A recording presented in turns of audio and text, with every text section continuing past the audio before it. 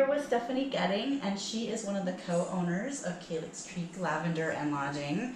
Hi, Stephanie. Hello, thanks for having me. Yes, thanks. We are so excited to be here too.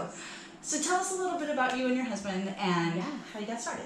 Perfect. So Taylor, my husband, and myself got the opportunity to live in Seattle, and we got to visit a lavender farm and fell in love with the Sea of Purple. And so when we got the opportunity to purchase this land here outside Oxford, Iowa, we knew right away we wanted to start researching how we could get lavender to grow here in the Midwest. And what started out to be 800 plants ended up to being over 5,000 lavender plants with 6 different varieties. And from there, the business kind of blossomed with our goal of being able to help people escape the everyday. So you and Taylor did not start out as lavender farmers. Correct. Correct. How did you guys meet and start your lives together? So Taylor and I met while we were both in college. He was at Iowa State University doing his degree in Management Information Systems. And I was doing my degree at AIB doing Business Administration and Leadership. Both took jobs out in Seattle and still are bivocational. We're doing our other careers as well as starting this farm. But we've always had a spirit of entrepreneurship. So we've started lots of things, enjoy the process of creating new things and new spaces for people to enjoy. So it's always been a passion for us. So we do that through all of our lavender products, the lavender fields, and then here in the lodge. Please tell us about this treehouse, which is beautiful and smells great, let me tell you. And so explain how the treehouses came to be. So for us to help people escape the everyday and to really enjoy the lavender fields in a more peaceful environment when there isn't lots of people, we wanted to create lodging here on site at Calyx Creek so people had the option to have extended stays here at the farm. So we have 2 tree houses. They're both elevated 15 feet above the ground, so you're sleeping in a canopy of trees. You still have all the amenities of high-speed internet, running water, electricity, so you aren't without any of those essentials. But you get to, and you get to take in all of the aromatic scents of all of the lavender plants and get to stay here at the farm. So we also have a lavender suite too for those that want just all one level lodging, and then we have 2 tiny huts in the woods to help people kind of really get it off the grid. Really decompress and get away from society for a little bit. That's awesome. So here on the farm we have 6 different varieties with over 5,000 different plants. We put landscape fabric down, and so all of our fields of lavender total about 3 acres of lavender here at the farm. That's a little bit over 5,000 plants, so about 5,200 plants here at the farm. This is our newest variety we're super excited about. It's a white lavender. The variety is called Exceptional, and so we're hoping that it will be exceptional. It will look just like lavender. It will be the same shape, same size. You can distill it and use it in the same ways. The only difference is that the buds will be completely white versus a purple lavender variety. So we have no automation with harvesting. When the plants are nearing the end of their full bloom, we have swathers, and we go and swath each plant by hand. It takes about 4 to 5 swaths per plant to harvest 1 lavender plant.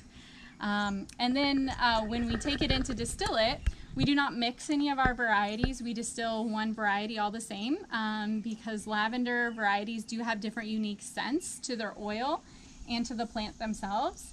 And it takes probably 3 to 4 plants to get 100 milliliters of oil. So it takes a large volume of plant material just to get a little bit of pure essential oil for us to use in production.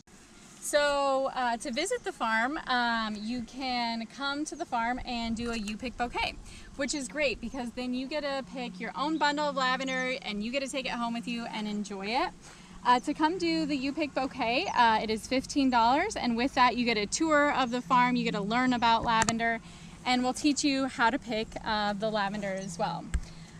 Here on the farm, we're really excited because we just got hives. So lavender is a natural, great attractor to pollinators, so we have lots of different varieties of bees, as well as butterflies that get to enjoy the beautiful plants.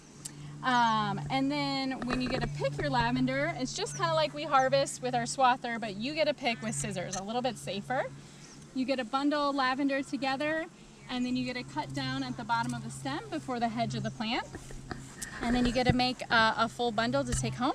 And fun fact about us here at Calyx Creek, a lot of people will ask how we got our names, or our name. All of the little buds on the spikes are called calyxes.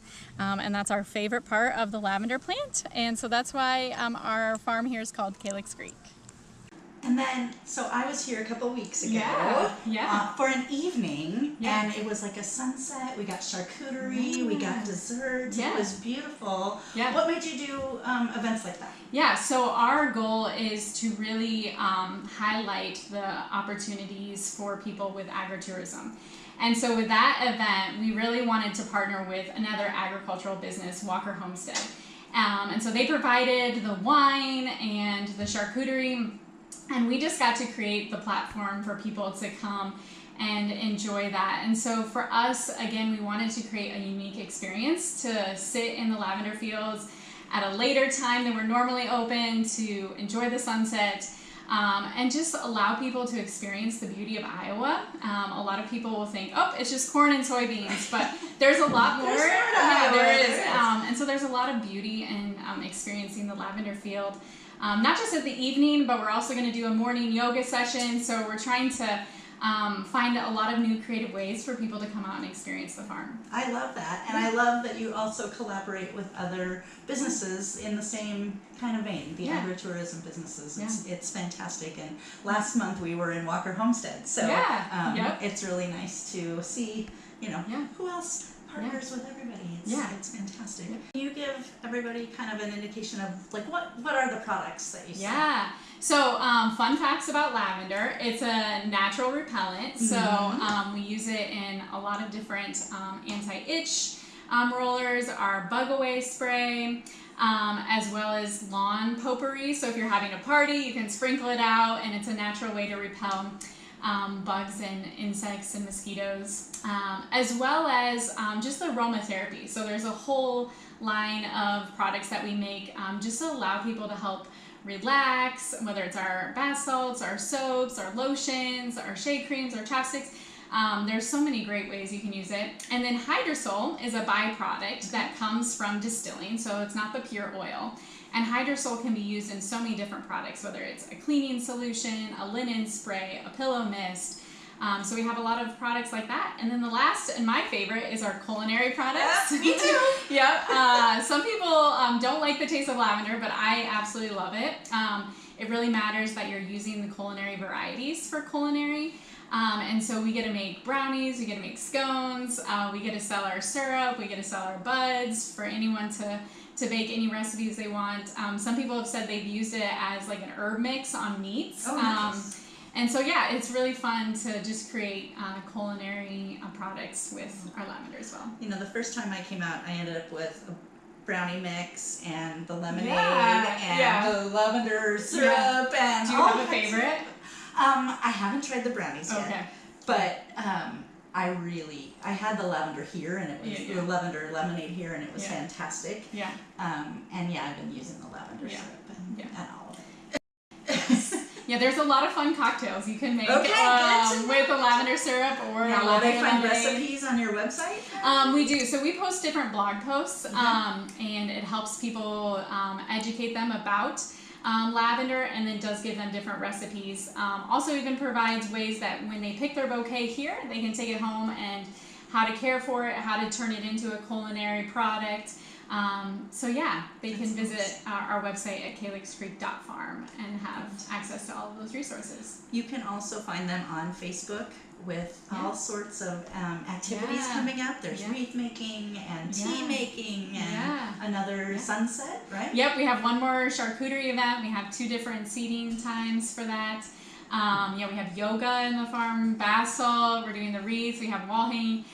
Again, just a lot of fun collaborations with different farms and using our lavender products to educate people. And someone can come take their senior pictures out there, or wedding photos.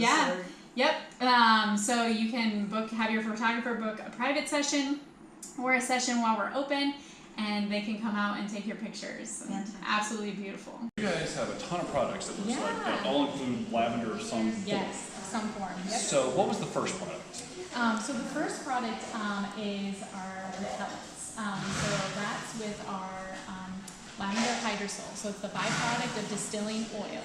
It's all of the unpurified oil that's mixed in to the water used to steam the lavender. So we use that in a lot of our linen sprays, our room mist, but my favorite is bug away this time of year. It's a natural repellent, so it keeps away the bugs. So yeah, it's a great product. And then the other products are with culinary or just the aromatic aspects of lavender. So culinary, we have a lot of different teas. A fan favorite is the lemonade, as well as we have brownie mix, scone mix too. So, yeah. What was the most surprising enterprise you discovered that lavender works great with? Products? Probably my favorite is the anti-itch. So we knew that it repelled bugs, but it also has a natural antiseptic property. So people will use it on cuts, burns, anti-itch, if you get a bug bite, and so it's been great. I love using it with my kids, and that's how I tested some of it, is I made a couple different batches, and yeah, it's a natural antiseptic that you can spray on. Does it work the same with like sunburns? Yes, yeah. Okay. Yep, yeah. So we've been asked, that's the next product in works, to make a mist of this exact one. It does have a higher concentrate of the oil, so that's why we have it in the roller form versus the mist form. But yeah, we're working on that, which we're excited about. So where do you think this is headed? What's going to happen in the next 5 years? Yeah, so for us, I think it's continuing to expand. We've already started new varieties. We have other varieties we're waiting and anticipating that are being grown at different nurseries around the United States. So we're excited to add additional plants as well as additional lodging.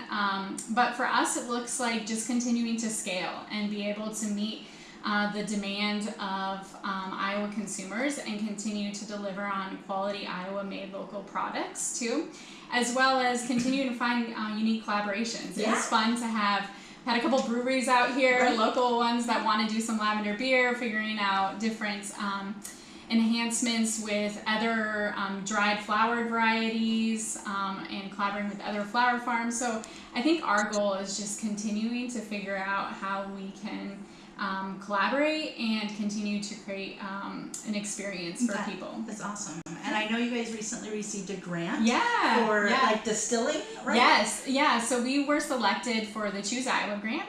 Nice. And that grant specifically goes to local Iowa farmers to help produce local made our Iowa products. And so it went to two things. It went to our distillation process, so our whole distiller, as well as our debutter. So that's kind of the two main ways that you're able to process lavender, is either by the oil or by the buds. And so those are two essential pieces that we really needed to scale to be able to meet higher demand of product, as well as be able to process our 5,000 plants. So we were very fortunate and very blessed to have that grant. So this is this a museum piece? What am I looking at? It kind of looks like a science lab. It does. It does. All right, so this is our lavender distilling process. So we have two hoppers here, so we can be exchanging them out while one is in use. These hoppers get filled all the way full with plant material. We then have water that is heating up at a rapid pace to steam up the lavender and to get the oil from the calyxes out of the plant. So then this is the condenser pipe that goes down, so that's where all of the steam comes through, and then we run cold water to cool that to bring it back to a liquid form. And so this is where the magic happens. The oil rises to the top because it's heavier, and so it gets filtered down here, and this just drips slowly, slowly, slowly. So most rounds of distilling only get about that much oil, and then all of the unpurified oil with water comes down into here. And then this is where we get the hydrosol, which is also a byproduct that we can use as well. So What do you use it in? So our bug spray, our linen spray, our pillow spray, our multi-purpose cleaner, deodorizing property, or So this yeah. works in everything else, but the essential oils that you use for the other items. Yeah, Okay. so oil has such a high concentrate, like you can't put it directly on your skin. It has to be diluted in a lot of our products. So in some instances, we use the hydrosol because it still does have oil in it, but it is already diluted, but still has an amazing scent. So yeah, that is actually used just as much as the oil. Okay. Yeah. So there's not a lot of waste then. No, the only thing is the plant material once it's done. But some people have said that they can compost it. So we've slowly composted it. It does take some time for it to compost down. And then other people have said they use it as fire starter. So fun fact, you can use it for fire And starter. it probably still keeps the bugs Yeah, out. exactly. While you're having a bonfire, eating s'mores. Yeah. So tell us where we can find you. Yeah, great question. So you can find us at www.calyxcreek.farm. We're also on Facebook and Instagram at Calyx Creek Lavender and Lodging. And then where are you physically? Yes, we are located between Tiffin and Oxford. Okay. So if you're familiar with the area, you'll head out past Kent Park on Highway 6, and we're just a mile past Kent Park and then a mile north. Nice. So, yep, 1722. Yeah, perfect. Yeah. If you're not familiar, they're not very far off of Interstate 80. Correct. Yeah, so just north of Oxford, right off 80. And Google Maps finds you. Yes. Yep. Nope. We'd love to have people come visit and get to experience the farm for themselves. This is our lavender lemonade. So it's our homemade lavender syrup with a lavender lemonade on top.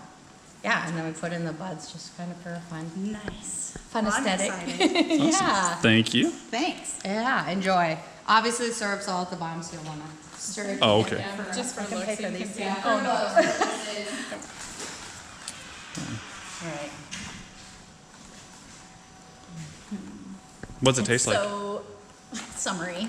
People ask me all the time what Yeah, lavender it's- tastes like. It's hard to describe. It's lemonade, but then just a little bit of lavender. I don't know. If you don't know what lavender tastes like, you're just going to have to try lavender. You're gonna have to come visit us. You're going to have to come visit Yeah. Calyx Creek. Well, what did you think of this place? When you said we were going to come to a lavender farm, I was like, oh, okay. So it's like going to anywhere in Iowa. Corn, soybeans, there's just a whole bunch of plants. Like, perfect. And that's really not what it is. I mean, there's a lot of plants. Don't get me wrong. What'd she say, 5,000 plants? But it has a little bit of different ambiance. It really does. And a little bit different smell. Sure. And, you know, for people who've never experienced lavender, it's hard to explain the smell of it, the taste of it, because they use it in the culinary stuff. So it is one of those things, you don't have to be super adventurous to try, but if you have just a little bit of, oh, I wonder what that tastes like, a little bit of curiosity, this place is a haven for you. And you know, sometimes you might not like the taste of it, but you still like the smell of it. And then you can get all kinds of things to indulge in that as well. Yeah, and maybe you don't like the taste of it. So, but they have the oils and they have the Sprays. bug sprays and all the other stuff that they do that has nothing to do with tasting it. So there's a lot of different ways to enjoy lavender that when you just think about it, like I always thought about it as a plant, like, oh, it's just that purple plant. I didn't think much about it. But now you've seen how, as entrepreneurs, they farm it. They have people come do tours here. They have it in their foods. They have it in their products. They have made it an experience where people come and stay just so they can see how beautiful it is. Like you can see behind us all the different swaths of purple. And this is just part of the 3 acres that they have. Right. And, you know, my friend Cindy and I were here not that long ago for a charcuterie event. And we were sitting out here amongst the lavender and we did not get one bug bite. And then the second we walked, you know, away from the lavender, all of a sudden we were getting mosquito bites. So there really is something to this fact that it deters bugs. The smell is not helpful to them and helpful to me. Well, and we're out here now, obviously, and we're not swatting at bugs. It's a summer day. There's bees. But you may not be able to hear it, but there's bees buzzing everywhere. She talked about how it's good for pollinators, and you can hear them, but they don't bother us. We're not bothering them. Lavender is one of those peaceful areas that people can be part of. Maybe that's what we need for world peace. We need more people coming More to lavender. Calyx Creek. Yes, that's right. And I really enjoy the fact that they're taking farming, what people think of farming, and kind of turning it on its head. So you can be a traditional farmer. There's nothing wrong with that. But you can also kind of like use your green thumb in a different way. Yeah, and they're continuing to experiment. You heard about the white lavender that they're going to do. They're thinking about bringing in other varieties that are being tried out other places. Can they survive in Iowa? So who knows what Calyx Creek could be 5 years from today, say we were to come back.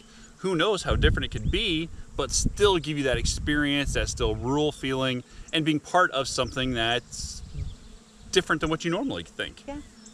I mean, if I could just take this smell home with me, I would, and I think I'm gonna. I think you can. I think you get scissors and you cut it out and you take it home. You can make your own bouquets. You can go on tours. You can get the candles or the rubs or whatever. And Linen spray.